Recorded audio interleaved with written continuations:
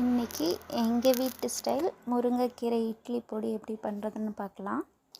First நான் ஒரு 2 கைப்பிடி முருங்கைக்கீரை, 1 கைப்பிடி கருவேப்பிலை ரெண்டையுமே வீட்டுக்குள்ளாடி ஒரு 3 நாள் நிழலில் காய வச்சு எடுத்திருக்கேன்.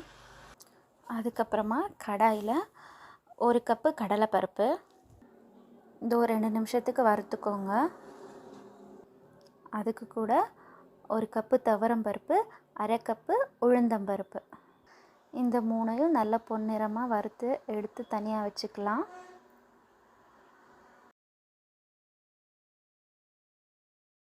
அதுக்கடுத்து 2 ஸ்பூன் கருப்பு எள்ளு. இது நம்ம சூடான பேனில் போகும்போது அது அந்த ஒவ்வொன்றா தெறிக்கும். ஒரு 2 நிமிஷம் போதும், இது நல்லாவே ரைட் ரோஸ்ட் ஆகிடும். அதுக்கப்புறமா இதையும் தனியாக எடுத்து வச்சுக்கலாம்.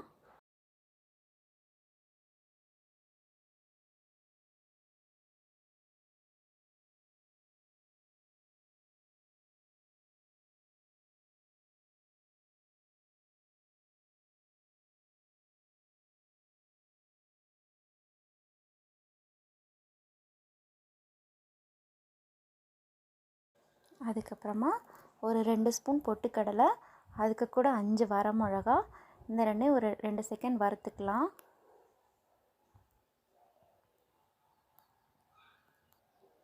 அதுக்கப்புறமா அதுக்கு கூட 1 ஸ்பூன் சீரகம் சேர்த்து நல்லா வறுத்துட்டு இதையும் ஆற வச்சுக்கலாம்.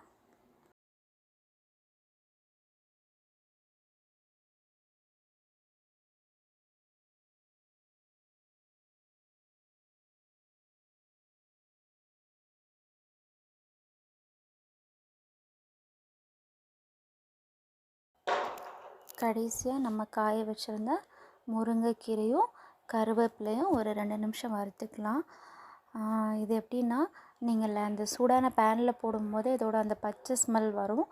அதுக்கப்புறம் 2 நிமிஷம் போதும். அதுக்கு மேலே வறுத்திங்கன்னா நம்ம இப்படி வறுக்கும் போதே கலர் சேஞ்ச் ஆகிடும். அப்போவே ஆஃப் பண்ணிடலாம்.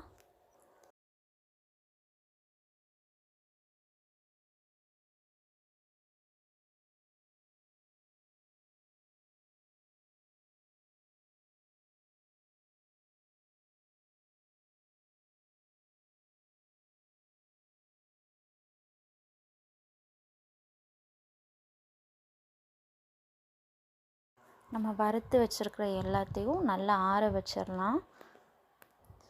ஆற வச்சதுக்கப்புறமா இது ஒரு மிக்ஸி ஜாரில் மாற்றிட்டு இதுக்கு கூட ஒரு 3/4 ஸ்பூன் பெருங்காயத்தூள், 1 ஸ்பூன் கல்லுப்பு சேர்த்து இதை நல்லா உங்களுக்கு இட்லி பொடி எந்த பதத்துக்கு வேணுமோ நீங்கள் அரைச்சிக்கலாம்.